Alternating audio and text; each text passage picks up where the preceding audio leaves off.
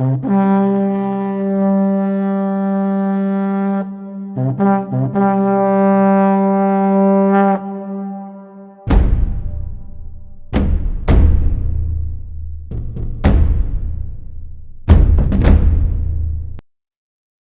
Of Indian history by doctor Mohanlal Gupta में आपका स्वागत है।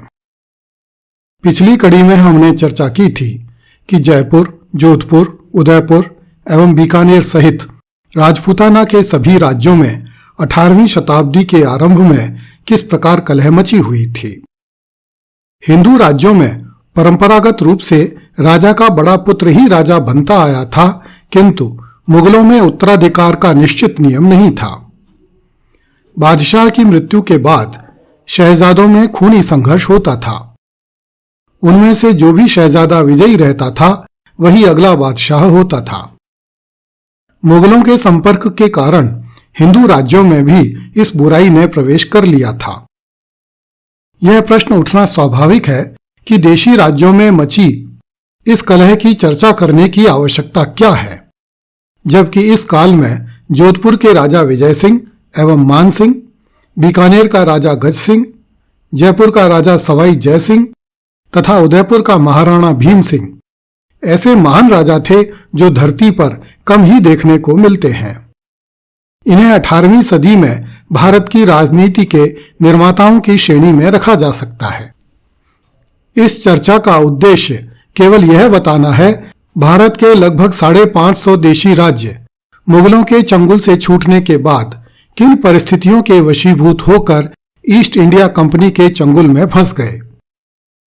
18वीं शताब्दी के मध्य में एक तरफ तो बंगाल की तरफ से अंग्रेज शक्ति उत्तर भारत को दबाती हुई चली आ रही थी तथा दूसरी ओर पिंडारी एवं मराठे नर्मदा नदी की तरफ से उत्तर भारत को रौंदने में लगे हुए थे। यह भारतीय इतिहास के मध्यकाल का अवसान था, किंतु अफगानिस्तान की ओर से विगत कई शताब्दियों से आ रही मुस्लिम आक्रमणों की आंधी अभी थमी नहीं थी। ईस्वी 1757 में अफगान सरदार अहमद शाह दुर्रानी ने भारत पर चौथा आक्रमण किया। अहमद शाह दुर्रानी भारत के इतिहास में अहमद शाह अब्दाली के नाम से भी जाना जाता है।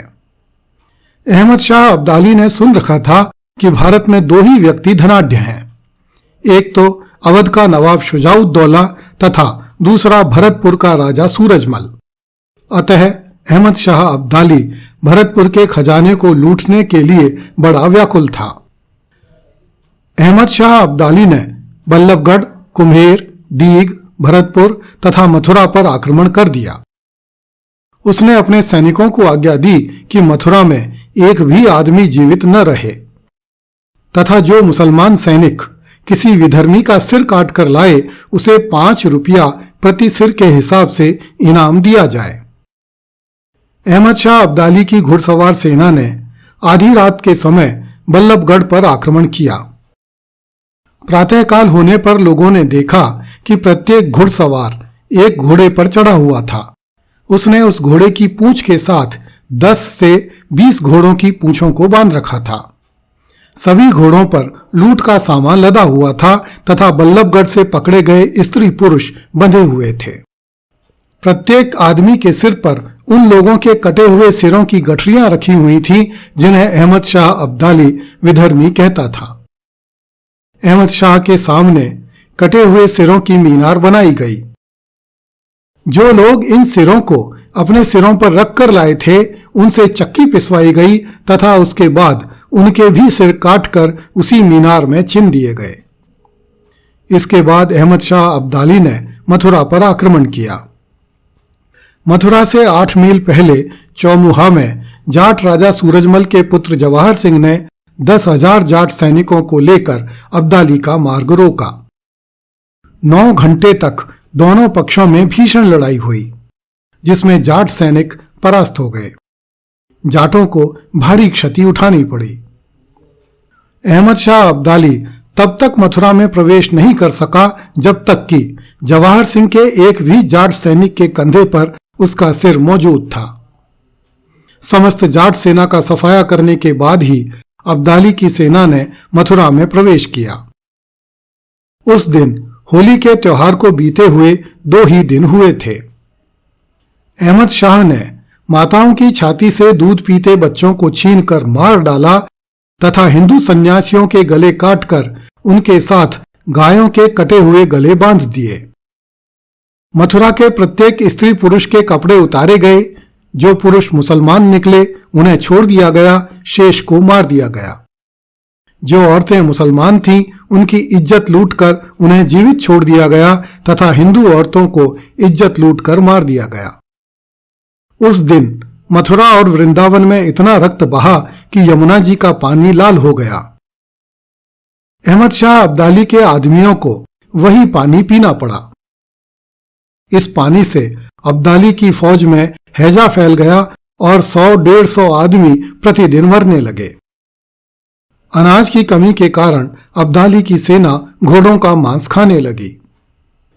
इससे अब्दाली के पास घोड़ों की कमी हो गई। बचे हुए अफगान सैनिक विद्रोह पर उतारू हो गए।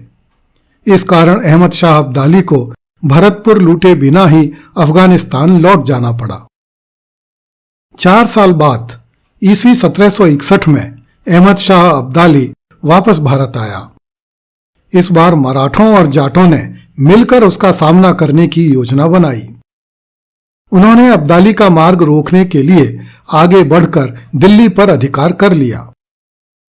दिल्ली हाथ में आते ही मराठों ने दिल्ली के महलों एवं लाल किले को लूटने की योजना बनाई।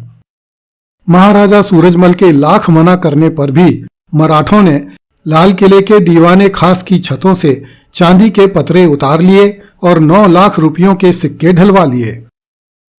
सूरजमल स्वयं दिल्ली का शासक बनना चाहता था, इसलिए उसे यह बात बहुत बुरी लगी और उसने मराठों का विरोध किया। महाराजा सूरजमल चाहता था कि दिल्ली के बादशाह आलमगीर द्वितीय को मार डाला जाए, किंतु बादशाह आलमगीर मराठा सेनापति कुशाभाऊ ठाकरे को अपना धर्मपिता कहकर उसके पांव पकड़ लेता था। सूरजमल आलमगीर से इसलिए नाराज था क्योंकि इस बार अब्दाली को भारत आने का निमंत्रण आलमगीर ने ही भेजा था ताकि महाराजा सूरजमल को कुचला जा सके। कुशाभाऊ का आलमगीर के प्रति अनुराग देखकर महाराजा सूरजमल नाराज होकर दिल्ली से भरतपुर लौट आया।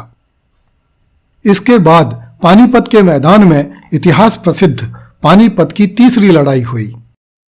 इस युद्ध में अहमद शाह अब्दाली ने लगभग 1 लाख मराठा सैनिकों को काट डाला। कुशाभाऊ ठाकरे युद्ध के मैदान में ही मारा गया। बचे हुए मराठा सैनिक प्राण लेकर भरतपुर की तरफ भागे।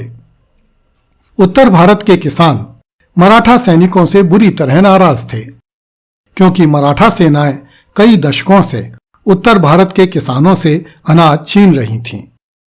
इसलिए किसानों ने भागते हुए मराठा सैनिकों के हथियार, संपत्ति और वस्त्र छीन लिए।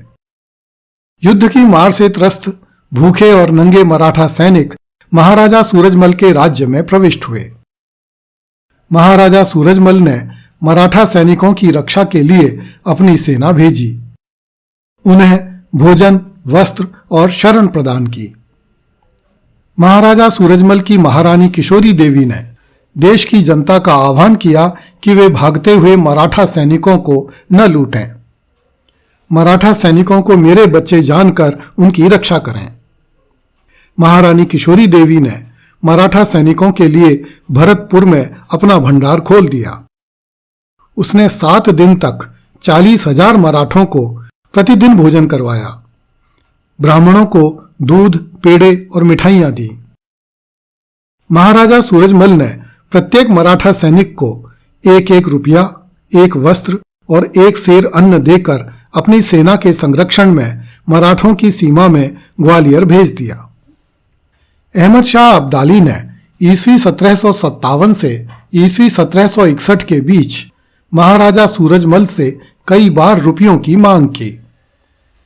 अपने राज्य की रक्षा के लिए महाराजा ने अब्दाली को कभी 2 करोड़, कभी 65 लाख, कभी 6 लाख तथा अन्य बड़ी बड़ी राशि देने के वचन दिए, किंतु उसे फूटी कौड़ी भी नहीं दी।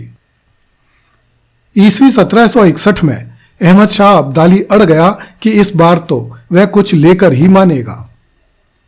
महाराजा ने कहा कि उसे 6 लाख रुपए दिए जाएंगे, किंतु अभी हमारे पास केवल 1 लाख रुपए हैं। अहमद शाह अब्दाली महाराजा सूरजमल से 1 लाख रुपए लेकर चलता बना। उसके बाद महाराजा ने अब्दाली को कभी कुछ नहीं दिया। एक दिन दिल्ली के अफगान सैनिकों को महाराजा सूरजमल के आगमन की सूचना मिली। वे हिंडन नदी के कटाव में छिपकर बैठ गए। जब महाराजा सूरजमल वहां से होकर निकला तो अफगानियों ने अचानक हमला बोल दिया। सैयद मोहम्मद खां बलूच ने महाराजा के पेट में अपना खंजर 2-3 बार मारा और एक सैनिक ने महाराजा की दाईं भुजा काट दी। भुजा के गिरते ही महाराजा सूरजमल धराशायी हो गया। उसी समय उसके शरीर के टुकड़े टुकड़े कर दिए गए। एक अफगान सैनिक महाराजा सूरजमल की कटी हुई भुजा को अपने भाले की नोक में पताका की भांति उठाकर नजीबुद्दौला के पास ले गया। इस प्रकार 25 दिसंबर 1763 को हिंदू कुल गौरव महाराजा सूरजमल का दर्दनाक अवसान हो गया। महाराजा सूरजमल की मृत्यु के बाद मराठों ने बादशाह आलमगीर द्वितीय के साथ मिलकर भरतपुर राज्य समाप्त करने की योजना बनाई, किंतु आलमगीर की मृत्यु हो जाने से इस योजना का क्रियान्वयन नहीं किया जा सका। आलमगीर द्वितीय के बाद शाह आलम द्वितीय दिल्ली का बादशाह हुआ।